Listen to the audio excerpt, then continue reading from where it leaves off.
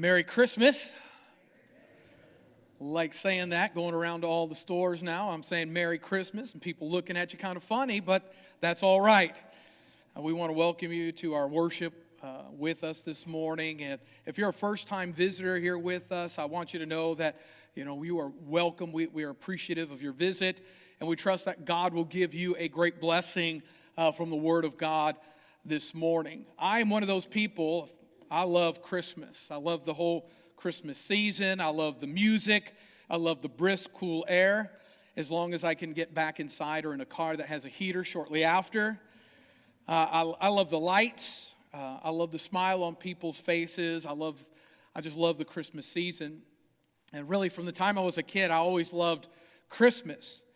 I didn't grow up in a Christian home. I didn't really understand what it was all about. But I can remember when I was in third grade at Roosevelt Elementary School in Michigan, we were putting on a school production for Christmas.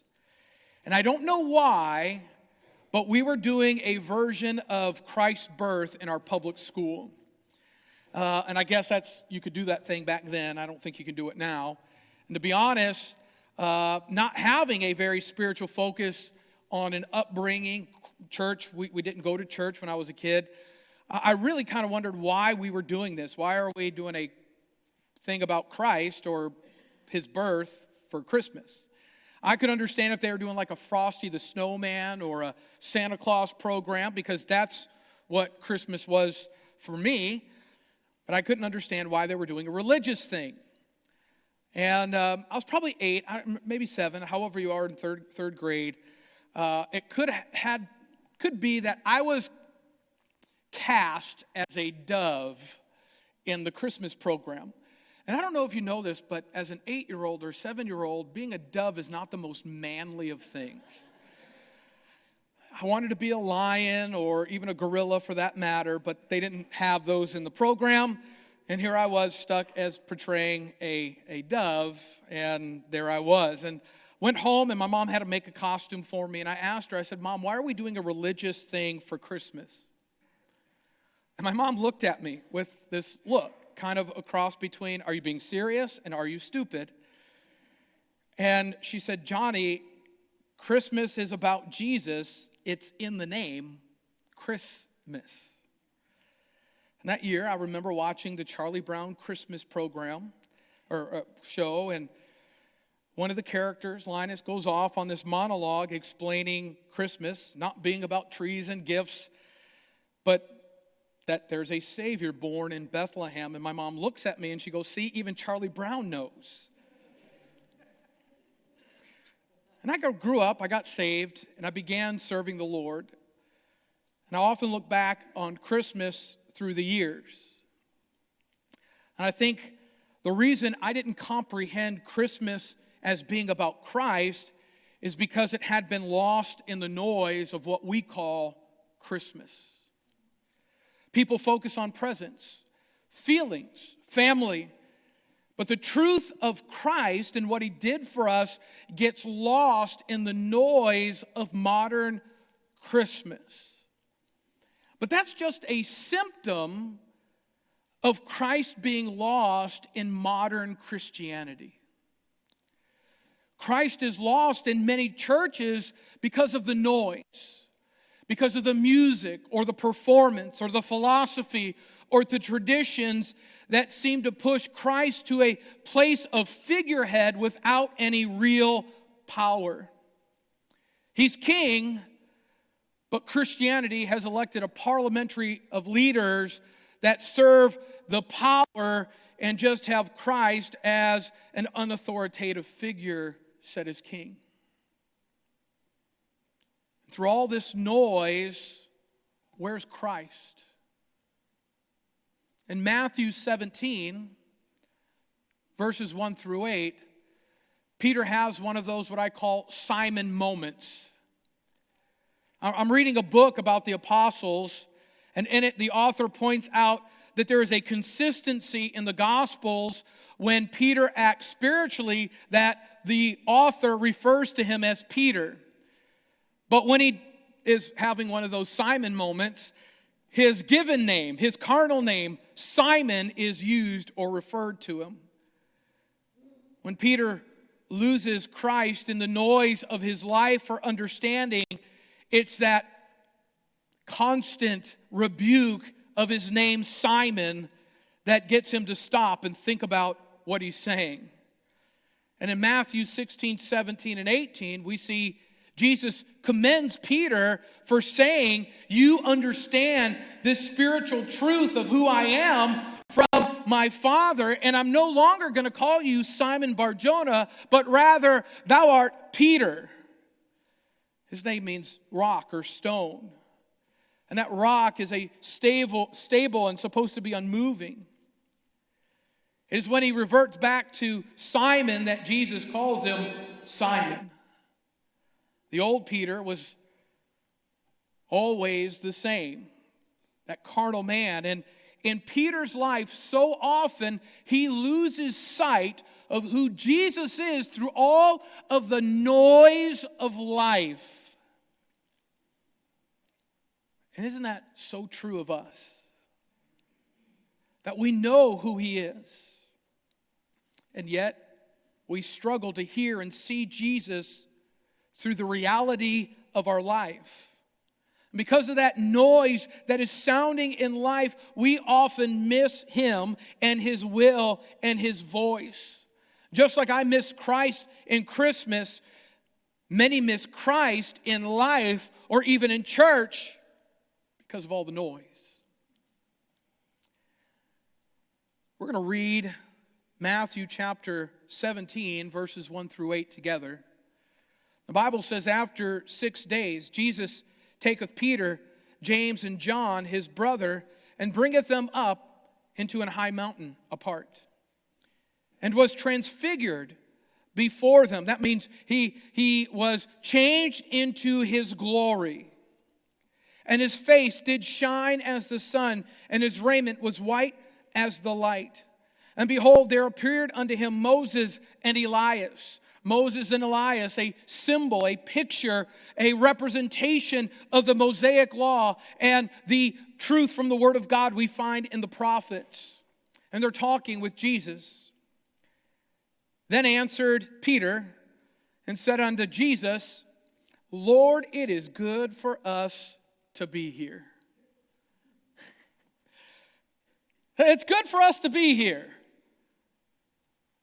Some people sit in church and say, it's good for us to be here, but you know what they miss?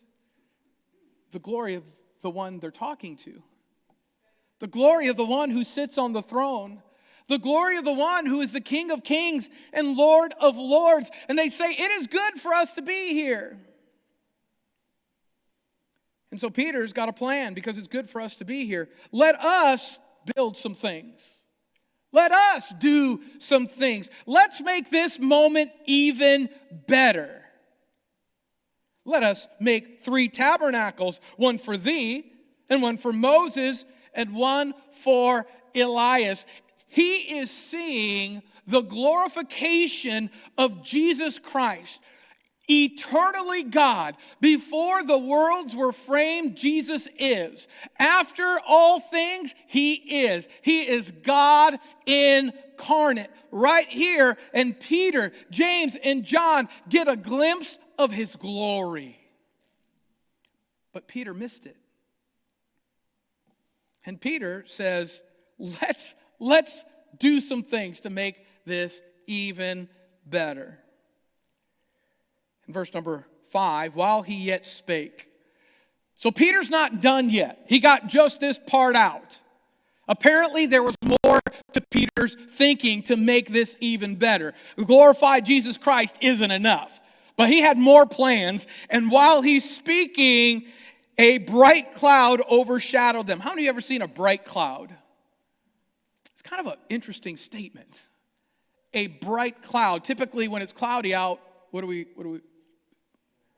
it's darker. So there is this figure here we don't comprehend, but it's a bright cloud, and it overshadowed them, and behold, a voice out of the cloud which said, This is my beloved Son, in whom I am well pleased. Hear ye him. says, listen, Peter, you're caught up in the noise of life. Peter, you're distracted with what your perceptions are, with what you're seeing. He says, but listen, I want you to see my son for who he really is. Hear him. And the Bible says in the next verse, and when the disciples, what? Heard it.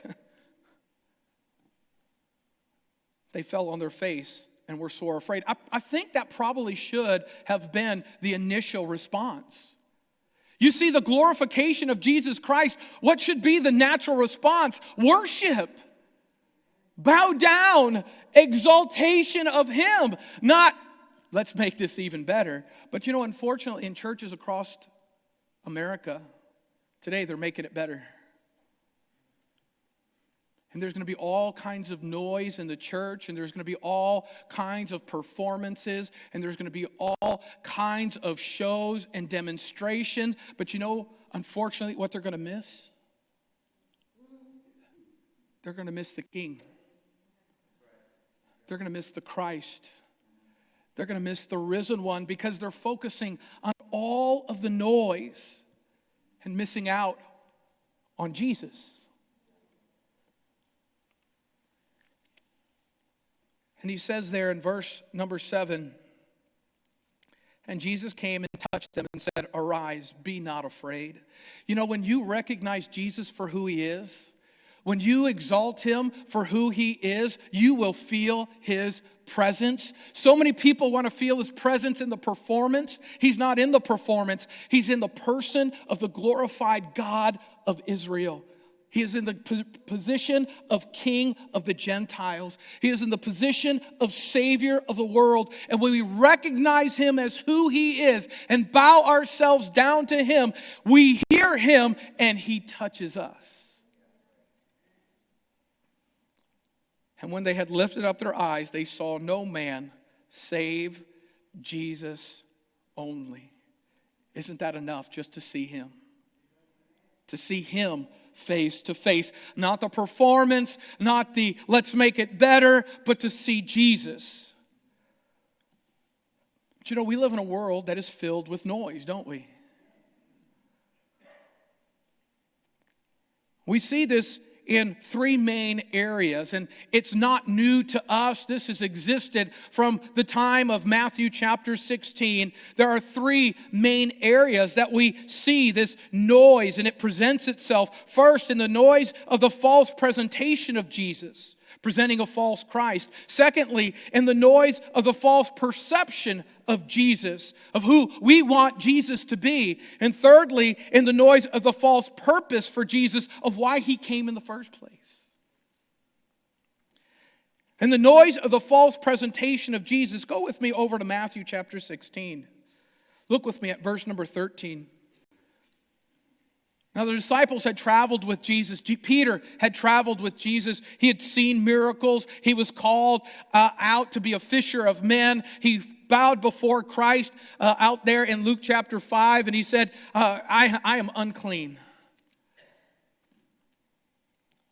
And in verse number 13, when Jesus came into the coast of Caesarea Philippi, he asked his disciples, this is specifically speaking of these 12 that he had chosen, whom he gave a name called apostles. And he asked his disciples, saying, whom do men say that I, the Son of Man, am? That is a powerful question. He says, who do people say that I am? Many of these folks have seen the miracles. They had heard of what Jesus had done. His fame had spread throughout. In Mark chapter 2, we read that there are so many people who heard about Jesus that they always came out to see him. And there was a great press or group of people that surrounded him. Countless times when Jesus comes into a place, a group of people gather around him. They've heard of him. And so he says, who do the people say that I am? And their response to them was this. Some say thou art John the Baptist, some Elias, and others Jeremiah or one of the prophets. There's a false presentation of who Jesus is. There's like, well, he couldn't be the Messiah. He's got to be someone maybe good, maybe great, but not who he really is. And I want to understand that in the world today, there is a false presentation of who Jesus is. Throughout modern Christianity, there is a false presentation of Jesus. There's a visual presentation, a modern visual presentation of who Jesus is. If you were to just go on Google and just search Jesus Christ, look at the images that might come up. You'll get a good idea of the modern image, visual presentation of Jesus. He would either be a long-haired, sad-looking man making an odd gesture with one of his hands, or he would be a long-haired, hippie-type guy with sunglasses on telling us he needs to be cool. He almost always has pale skin and long hair, unless he is presented with very dark skin and black hair. One of the images that the Catholic Church has tried to present is removing the depiction of his kingly authority. Others present a political activist present to say that Jesus would be on their side. The truthfulness of his image as a Jew from Israel that most certainly would not have had long hair. You say, Pastor, why could you say that? How about you do this? Go look at the Roman emperors during the time of Christ. You will not see any Roman statue depicted of any of their leaders with long hair. That is something that became more modern. Across the board, we have the image of Jesus wrong. If I were to ask you right now to close your eyes, go ahead, do that. Close your eyes. What image pops into your mind right now when I say Jesus Christ? All of us have had an image flash through our view. May I tell you, that is not the real Jesus.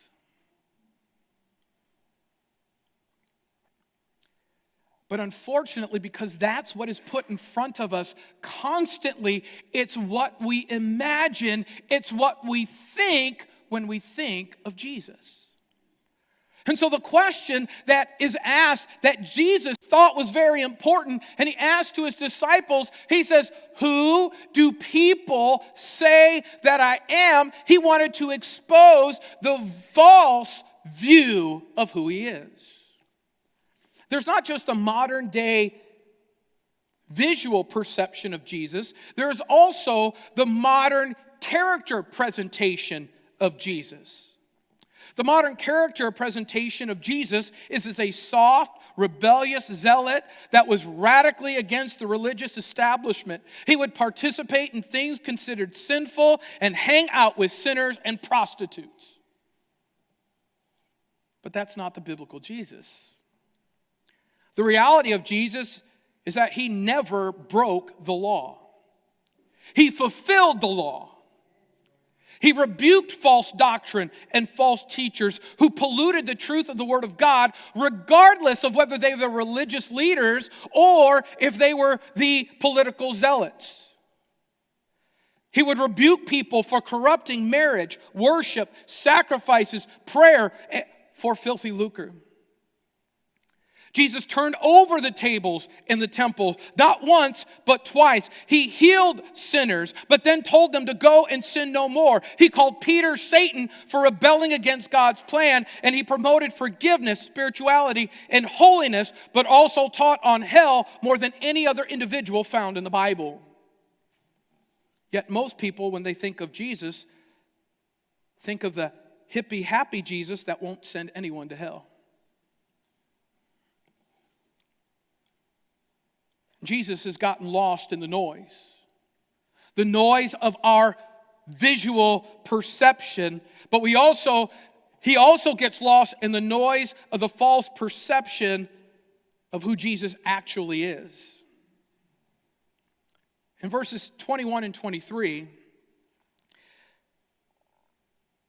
of Matthew chapter 16, says, from that time forth began Jesus to show unto his disciples how he must go unto Jerusalem and suffer many things of the elders, the chief priests and scribes, and be killed and be raised again the third day. Jesus goes around now and he's beginning to explain to his disciples. He spends about 2 days doing this. We know that because here in chapter 17, it says after 6 days, but in Luke, we get that it was 8 days from the time that Peter confessed Christ. And so for 2 days, Jesus goes around and he's teaching his disciples who he really is, what he is going to do. This is the real Jesus, he's saying. This is really why I'm here. This is who I really am. But Peter doesn't like that presentation. Peter doesn't like that presentation. He says, but that's not who I want you to be. Look at verse number 22. And Peter took him and began to rebuke him.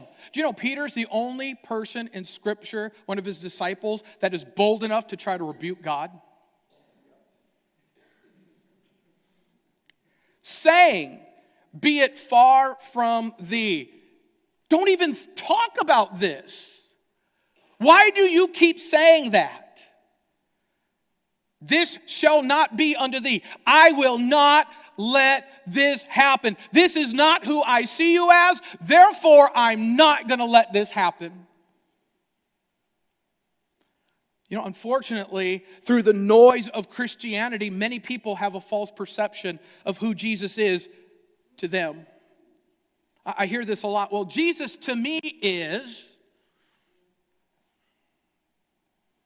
For some people, he is a genie. When I need something, I will turn to Jesus, go to church, read my Bible, so I can get help. If people did that to you, you'd probably call them a user, insincere, not really your friend. To other people, he is their get-out-of-jail-free card. Oh no, I've fallen into sin.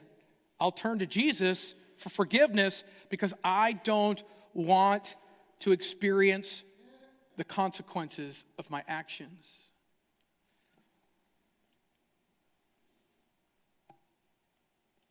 For others, he's my buddy. He's my friend. After all, in John chapter 15, didn't Jesus say that you're my friends? They never finished that. Jesus said, you're my friend if you do whatsoever I command you. See, we look at friend as being buddy or equal. Jesus doesn't see it that way. We lose sight of who God really is through our false visual perception and through our false perception of his personality. And then we also lose sight of Jesus, of the false perception of his purpose.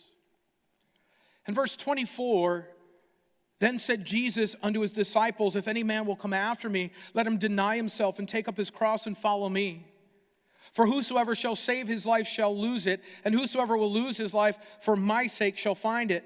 For what is a man profited if he shall gain the whole world and lose his own soul? What shall a man give in exchange for his soul? For the Son of Man shall come in the glory of his Father with his angels, and then he shall reward every man according to his works. Verily I say unto you, there be some standing here which shall not taste of death till they see the Son of Man coming in his kingdom. See, some people see a false purpose for Jesus. That means that they want to get what they want to get from Jesus. What do people want to get from Jesus? Heaven. I want to go to heaven. In Thailand, we would talk to folks and you could ask them the question, how many of you want to go to heaven? Every single one would raise their hand. Because people, by and large, want to go to heaven. And so people come to Jesus and they say, listen, I don't really want Jesus. I want what Jesus can offer. I don't really want him to reign over my life. I don't really want him to have any input. I don't want him to have any direction. I just don't want to go to hell, and I want what he can give, the result of what he can give. That's what I want. Other people want forgiveness. I don't want to be accountable for my actions. What I just did, I don't want there to be a penalty. Therefore, Jesus, forgive me, with no intent on being right with God. But I think by and large, for most people, what they want from Jesus is safety insurance. Hell might be real, therefore, I need to get an insurance plan. I'm going to call him Jesus.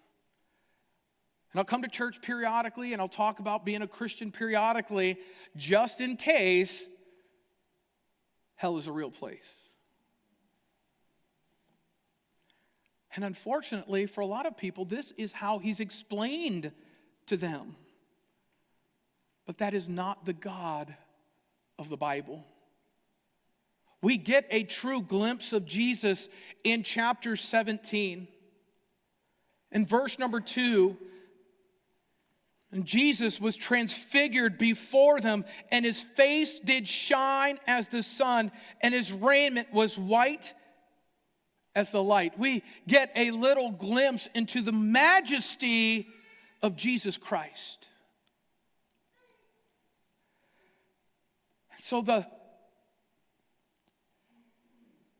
Lord Jesus Christ, speaking to his disciples back in chapter 16, carries it over into chapter 17. A lesson for Peter back in chapter 16 when he says, "Thou art the Christ, the Son of the living God," is only the beginning of his comprehension. In chapter 17, Jesus shows him who he really is. But Peter missed it because of the noise. And right now, God has brought you here this morning. And there's been a lot of noise in your life this week.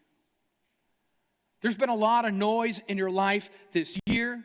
There's been a lot of noise about Christianity. There's going to be even more noise through the Christmas season. And I want to make sure that we do our due diligence here to take advantage of the opportunity we have. I want to help you hear and see Jesus through all the noise.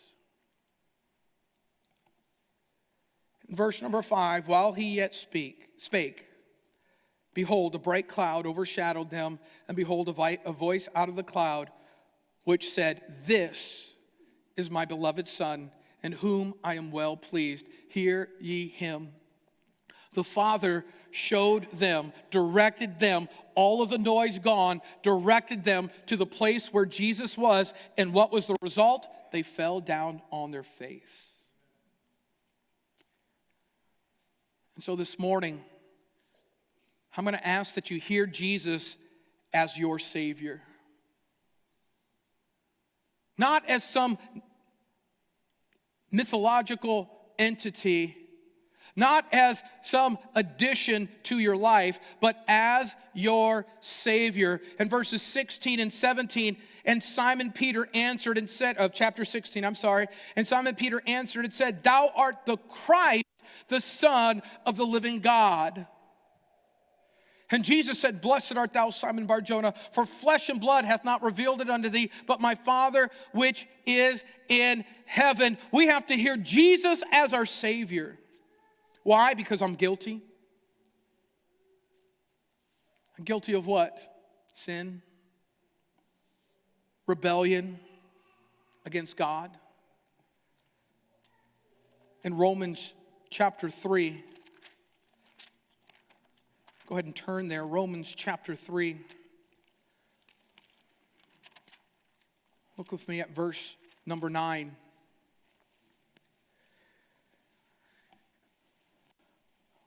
The Bible says, what then? Are we better than they? No, in no wise.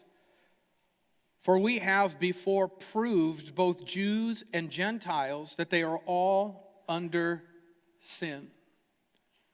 They're all guilty. As it is written, there is none righteous, no, not one. We are all guilty. There is none that understandeth. There is none that seeketh after God. We are all guilty. They're all gone out of the way. They're all together become unprofitable. There is none that doeth good. No, not one. We are all guilty. And because we're guilty, we are condemned in sin. Go with me to Jude. Right before the book of the Revelation. And Jude, verse number 14. And Enoch also, the seventh from Adam, prophesied of these, saying, Behold, the Lord cometh with 10,000 of his saints, to execute judgment upon all, and to convince all that are ungodly among them of all their ungodly deeds, which they have ungodly committed, and of all their hard speeches, which ungodly sinners have spoken against him. We are all guilty, and being guilty, we are all condemned. But this is the real Jesus, the true Jesus. And in Romans chapter 5 and verse number 8, but God commendeth his love toward us, and that while we were yet sinners, when we were guilty, when we were condemned, Christ died for us. Why do I need to hear him as my Savior? Because the noise of the guilt, the noise of the sin, the noise of the condemnation is loud and is accusing. But Jesus, his name is higher, his power is greater, and his salvation is perfect. We need to hear him as the Savior. We need to hear him as your sacrifice. Back in the book of Matthew, and we're going to flip around here a little bit. Matthew chapter 16 and verse number 21. From that time forth began Jesus to show his disciples how he must go into Jerusalem, suffer many things of the elders and the chief priests and scribes, and be killed and be raised again the third day. He's saying this, listen, I'm your sacrifice. Because there is a condemnation, because of your guilt, because of sin, I am coming to pay for your life. In Leviticus chapter 17 and verse number 11, it says, For the life of the flesh is in the blood, and I have given it you upon the altar to make an atonement for your sin. Sin must be paid for, and Jesus came to pay for that sin as your sacrifice. In 1 Peter chapter 2, go ahead and turn there. 1 Peter chapter 2, we see the work of Jesus Christ on our behalf. In verse number 24, who his own self, see, Jesus didn't hire somebody to do this for you. He didn't create someone to do it for us. But his own self bare our sins in his own body on the tree. It's in Christ alone that he comes and takes all of the wickedness that you have ever thought, that you have ever committed, or will ever commit, and he placed it upon himself. That we, being dead to sins, why? So that way you could be dead to sin, so sin would not have dominion over you any longer, and that you should live unto righteousness, by whose stripes ye were healed. Sin must be paid for. And so Jesus died for you to give you an eternal redemption according to Hebrews chapter 9 and verse number 12. The text reads, "Neither by the blood of goats and calves, but by his own blood he entered in once into the holy place, having obtained eternal redemption for us." Sin must be paid for. Jesus died for us, making and giving an eternal redemption for you. As we look at the noise of life, Christianity, Christmas, let's not miss the Savior of the world. Let's not miss the sacrifice for sin. But we also have to hear him as one more thing, as our sovereign. In Matthew chapter 16 and verse number 27, "For the Son of Man shall come in the glory of his Father with his angels, and then he shall reward every man according to his works." See, Jesus isn't just some hippie guy that's out there on Google. Oh no. He's not a figurehead with no authority. Oh no. He is God. And in John chapter 20, in verse number 28, Thomas, one of the more famous of the apostles, is not present when Jesus appears. And the disciples tell him, "Hey, Jesus showed up. He is risen." He said, "I'll never believe it unless I can put my fingers in his hands and thrust it into his side." And Jesus, hearing that, shows up. I think it was like right in front of Thomas too. "Peace be unto you." And Thomas looks, and Jesus hands out his hands, puts out his hands for Thomas. Thomas falls on his face and he says two things: "My Lord and my God." So Jesus receives worship as God because he is God. Where do we put God in our life? Well, he needs to be supreme. "Thou shalt have no other gods before me," is what the text says. Where does Jesus belong? On the throne of our hearts, on the throne of our minds, and on the throne of our actions. He is God. He is Lord. That if thou shalt confess with thy mouth, your buddy Jesus, your friend? Oh no. If thou shalt confess with thy mouth the Lord Jesus. You know, Peter, in his interaction with Jesus in his rebuke, I find this interesting because I think this is where a lot of people get, is they'll use the term Lord, but they don't mean it. In Peter's rebuke of Jesus, he said, "Be it far from thee, Lord." But if you're rebuking God, do you really think he's Lord? See, the Lord, I don't have time to get into all of the details, I wish I did, of this term Lord, but it meant that he was the master of him. He is the master of us. When we call him Lord, what we're saying is, "I am under your authority. Command me, Lord. I will live how you want me to live. I will go where you want me to go. I will walk how you want me to go. You are Lord."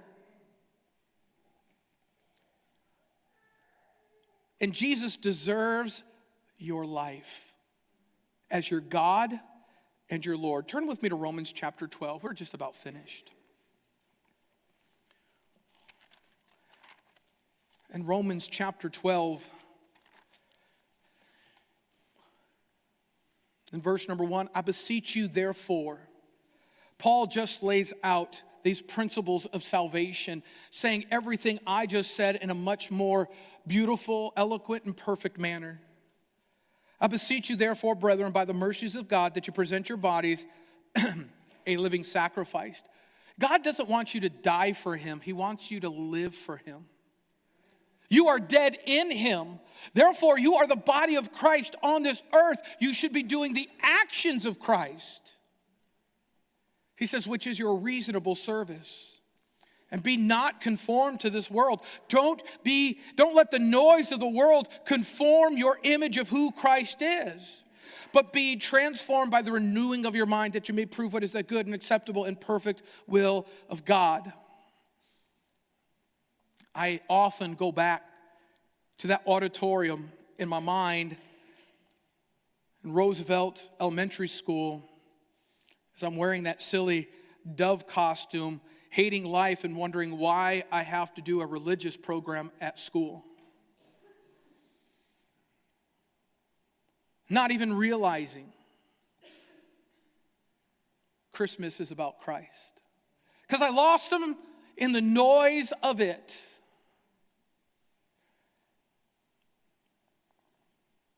And I'm so thankful that he was faithful and revealed himself unto me anyway. And right now, today, here, maybe you've never trusted Jesus as your Savior. Maybe you have missed him through the noise of church, the noise of life. Right now could be that day that you find him because he is calling out to you. Will you hear his voice through all of the noise this morning? Let me have every head bowed, every eye closed, nobody looking around. Who would say this? Pastor John, I don't know that I'm born again. I don't really know I'm saved. I've been religious. I've done some things about the Bible, but if I were completely honest, I really don't know if I've ever received Christ as my Savior. Will you pray for me? If that's you, would you put your hand up? I won't call you out or embarrass you, but I want to pray for you. I don't know I'm born again. I don't know that I'm saved. Please pray for me. If that's you, just put your hand up real quick. I want to pray for you. I'm just not sure.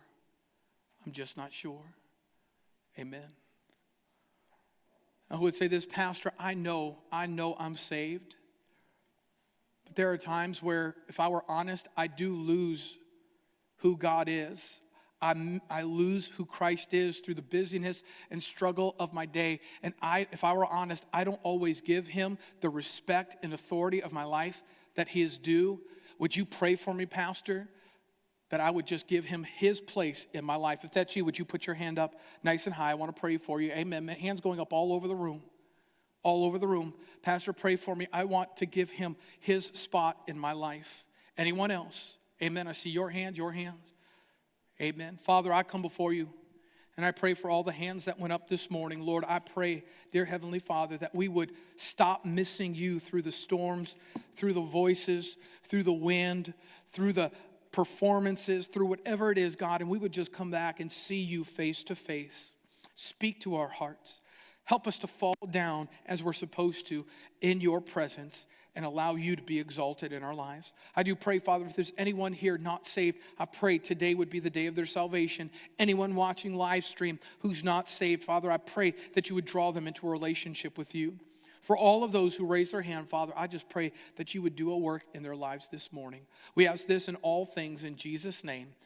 Amen. Heads bowed, eyes closed. We're just going to stand to our feet. And over the next several minutes, we're going to give you an opportunity to respond to the preaching of the Word of God.